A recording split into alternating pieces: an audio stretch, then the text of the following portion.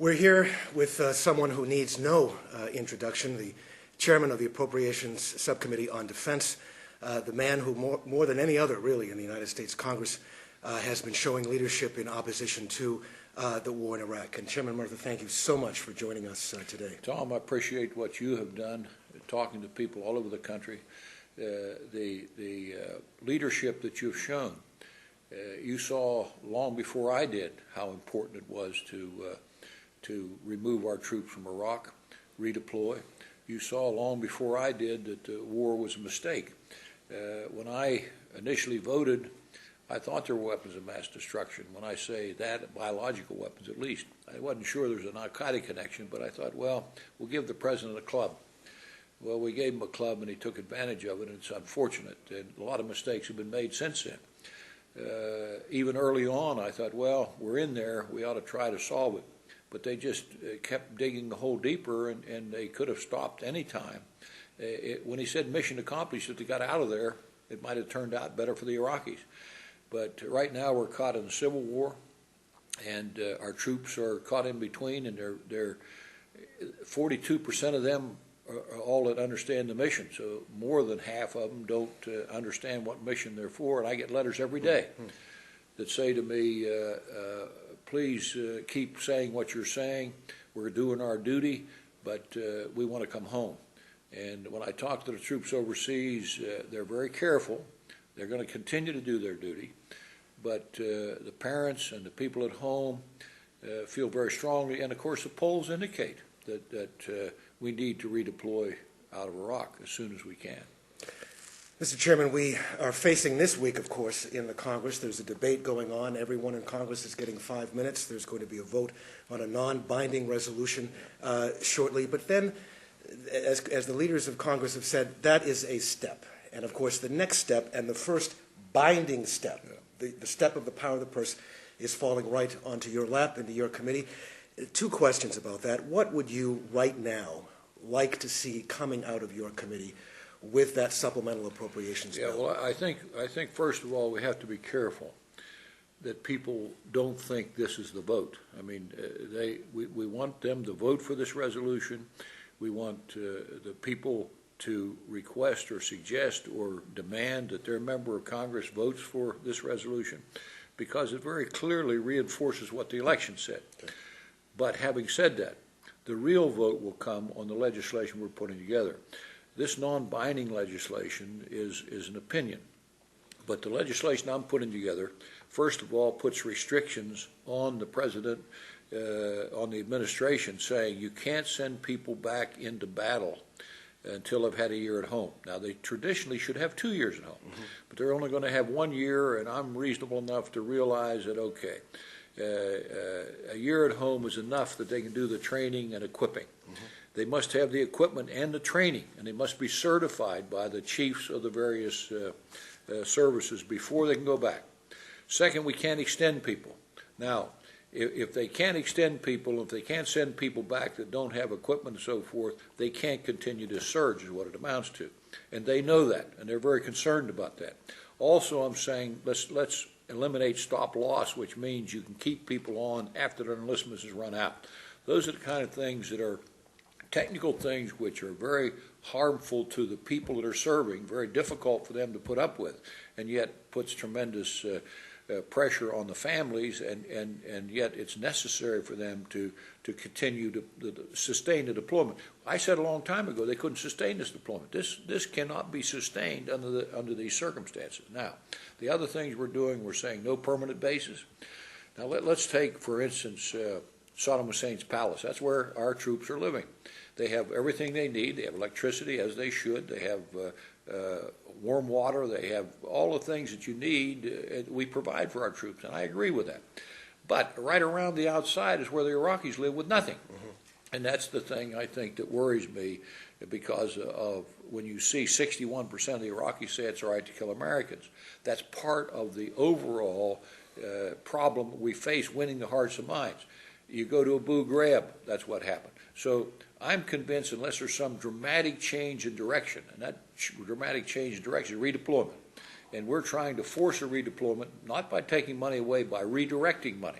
Now, there's a couple other things we're considering. I don't know that this will come about. We're considering putting language in the bill to say you can't go into Iran unless you have authority from Congress.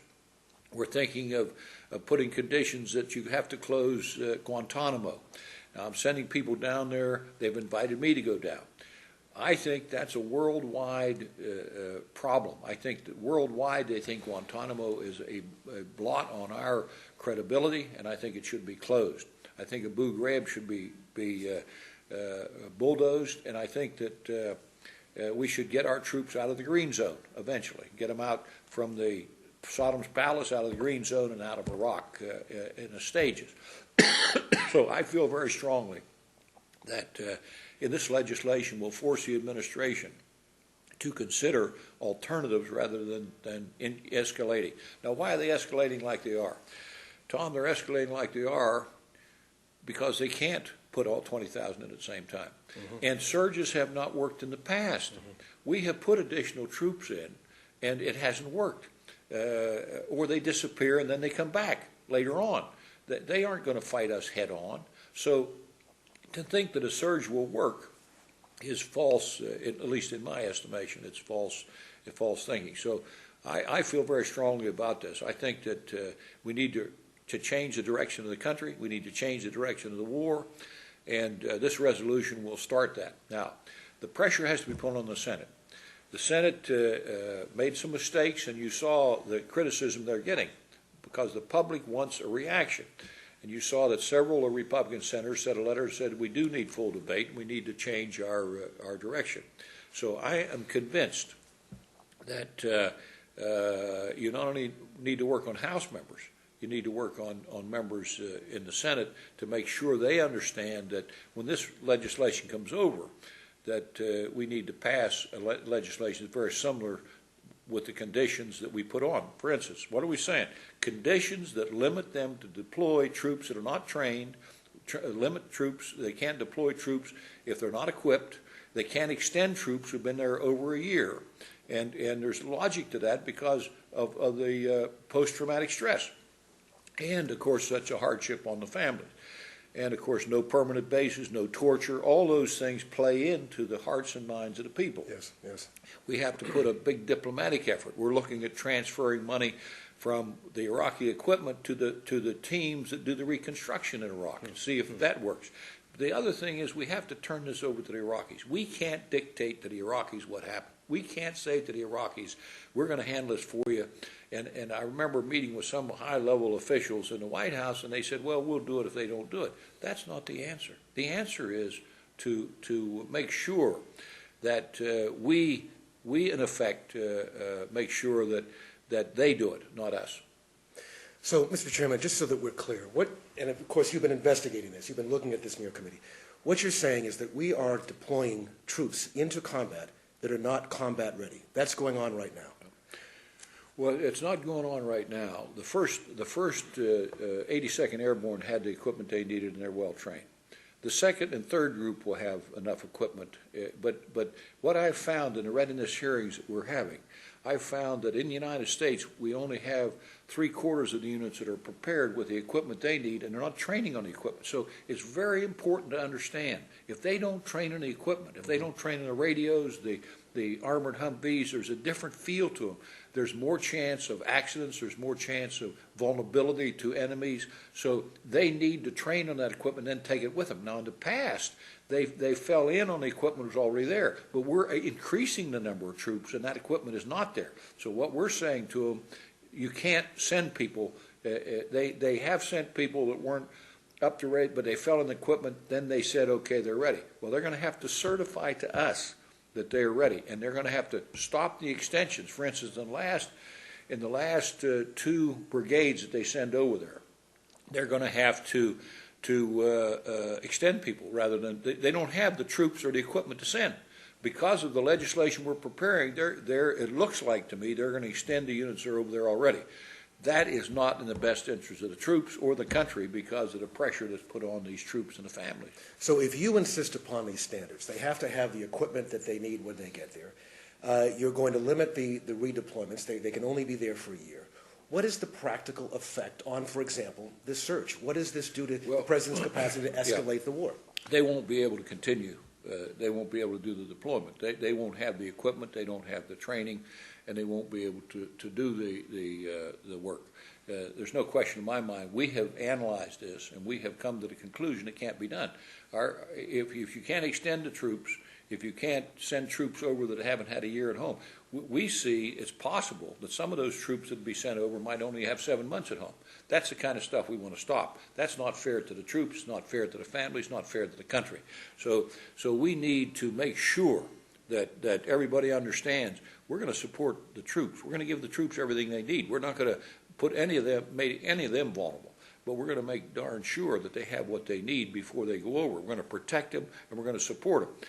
And when I say that, that's the type of legislation we're putting together. That stops the surge for all intents and purposes because, as I said over a year ago, they cannot sustain this deployment. And if you increase it, you just make it that much harder for them to sustain the deployment. Well, so you're putting, really, the President's supporters of his surge in a box, really. I'm thinking about it because what you're saying is if you really support the troops, you're going to support this supplemental appropriation coming out of your committee. Yeah, we support the troops. It's just like Jim Webb said. Now, Jim Webb was a Navy Cross winner, a Marine, and a graduate of Annapolis, and he said it's inadvertent political logic for people to basically say that we have to continue doing this for the good of the troops.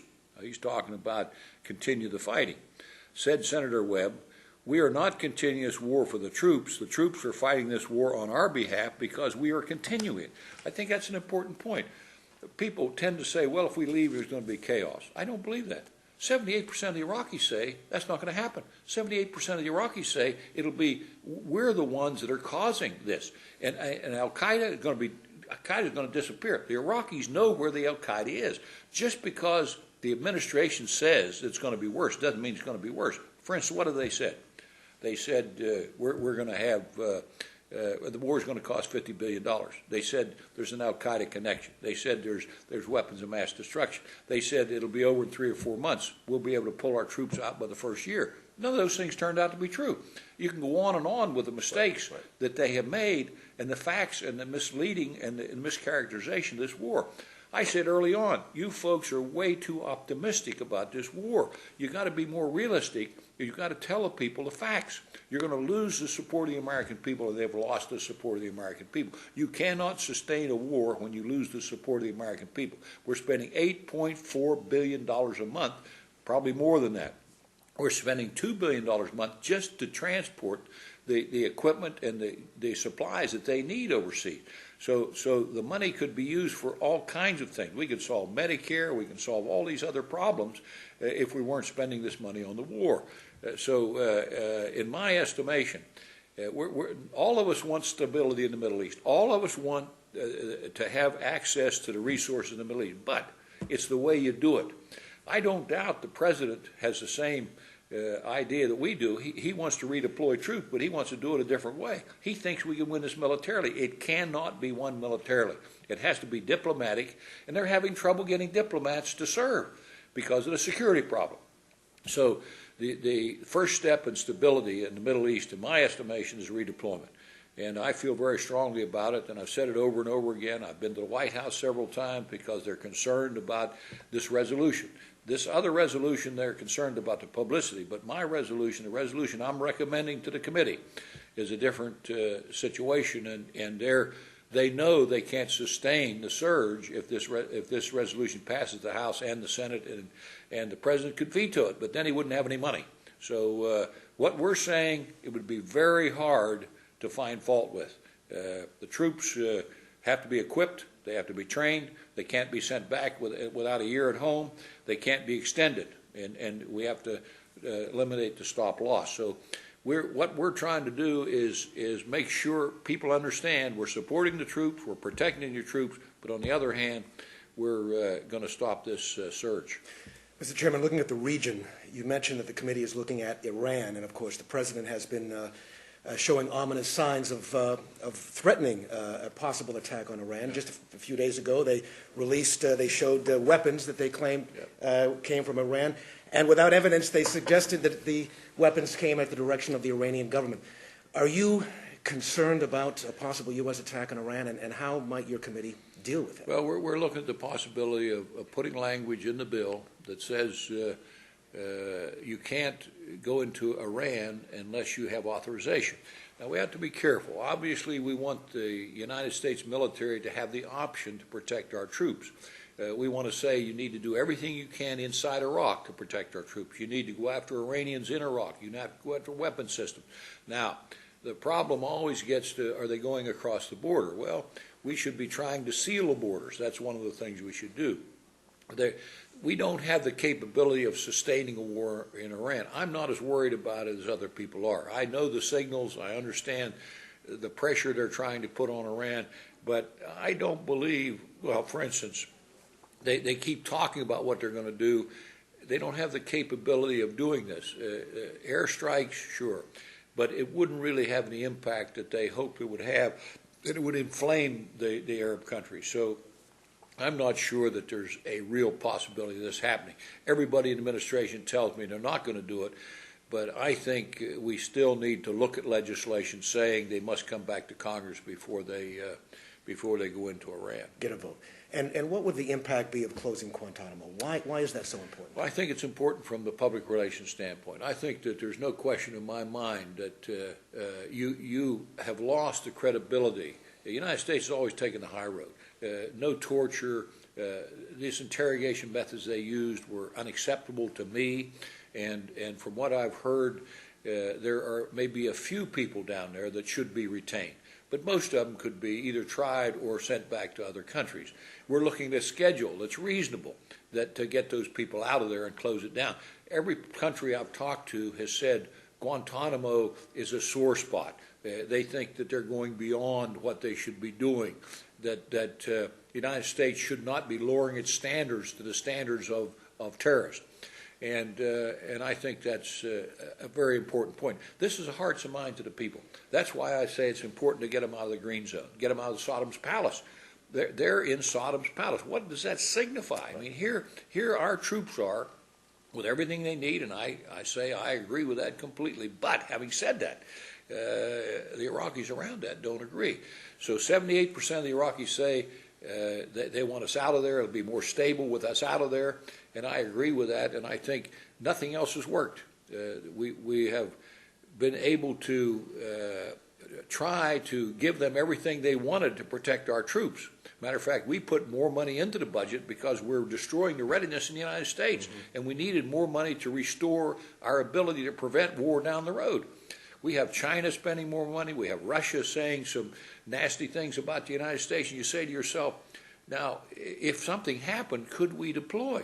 Well, we obviously couldn't, or if we could deploy, we couldn't sustain that deployment because our resources and our strategic reserve has been completely depleted by this expense of the war. So we need to start to rebuild that. We need to transfer some of this money into the strategic reserve and build it back up to prevent a future war which could be even more catastrophic than this Iraq war. What about the use of private security contractors in Iraq? Jack, are you concerned about that? When I was over there, Tom, they were falling over each other. I couldn't believe the number of contractors. I've heard estimates as high as 100,000 contractors in Iraq. Wow. I mean, I could not believe we've limited the military. The military's had a problem recruiting. One example, a young fellow that's a fuel dispenser over there, he said, I'm making $25,000 a year. And this guy next to him is making $110,000 a year. He said, that's not fair. He's a contractor, of course. Right. And so that's the kind of thing that is disruptive of the morale of the troops and something that we're going to look at and see if we can't reduce it. Matter of fact, I'm looking at reducing O&M, which is involved with contractors, by 10%, because the Inspector General said there's no accountability for contractors. Now, that was a shocking statement to me. They tell me how close it's guarded. The Undersecretary of Defense said how careful they are about contracts. I said, Mr. Secretary, that's not what we hear from the Auditor General in Iraq. That's not what we hear from GAO. They ask us to give them help in trying to get accountability, and we're going to help them with accountability for the contracts. We're going to try to reduce their presence substantially. Mr. Chairman, what now is the process? You're having hearings. Your committee is looking at all of these issues you've just described. What is the time frame? When can people expect to see something coming out of your committee? Well, we expect on the 14th to report to full committee, and the hearings will go on until right before that. We'll put a bill together with these recommendations to the leadership and to the full committee.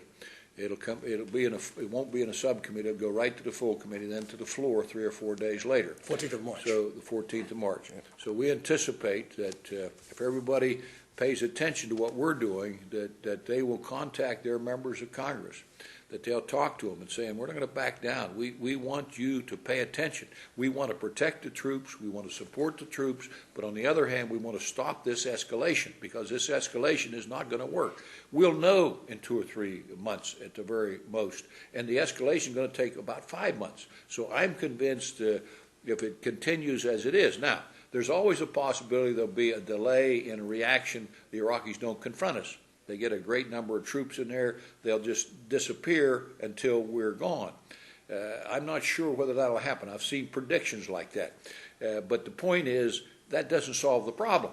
The problem is the Shias have to negotiate with the Sunnis. We have to have a diplomatic effort. We have to go all out politically and diplomatically to solve this problem. It's their problem. We have to get our troops out so they can solve this problem themselves. So when this is done, and we're now on the road out of Iraq, the surge has stopped. We still have significant numbers of troops on the ground.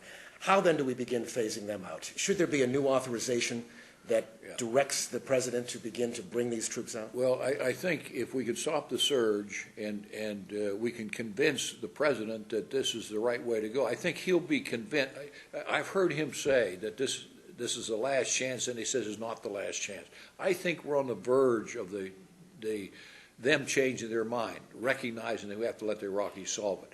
Now, I may be giving them too much credit, but I am convinced that only the Iraqis can solve this, and we have to force a redeployment. I'm looking for benchmarks. I've said this to the White House. I think we need benchmarks. We need to say, unless there's progress made here, and there's been no progress, oil production is below pre-war level, electricity below pre-war level, potable water 30%. Some provinces have no electricity at all.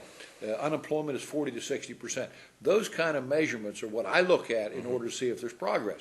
And if there's no progress, then we certainly ought to redeploy our troops. And I've seen these reports now for 2 years, and there's been no progress at all. So I have no hope that this is going to be any better. I have a couple more questions. One, I promised I would ask you this question from an activist. They said, well, look, isn't there enough money right now that you've appropriated in the past to begin to get our troops out, the systematic, steady withdrawal of troops? Why do we have to give them much of any new money in the supplemental appropriation? Well, I've seen reports of that, but I can't verify that. I think we will run out of money to fight the war by April or May, according to what the military is saying.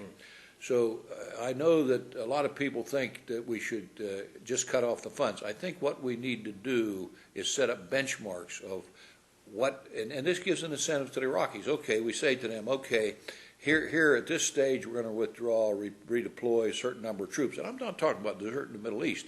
I'm talking about redeploy to the periphery so that they can solve their own problems, and even to the borders of the country, outside the country. So I'm convinced that they exaggerate when they need the money, but I don't think they'd collapse if we didn't put the money in. So we have to be very careful that the troops have what they need. What is the single most important message that your colleagues in Congress need to be hearing from people across the country? I think they need to hear that this vote will be the most important vote in changing the direction of this war. This vote will limit the options of the president and should stop the surge. Great. I think I speak on behalf of everybody watching this and saying thank you so much for your leadership on this issue. Hey, we appreciate what you folks have done, Tom. You've been the backbone of the effort to get the troops home, and we want to do it in a responsible way. We want to support and protect the troops, but we want to get them redeployed. Thanks so much. Nice to see you. Good to see you.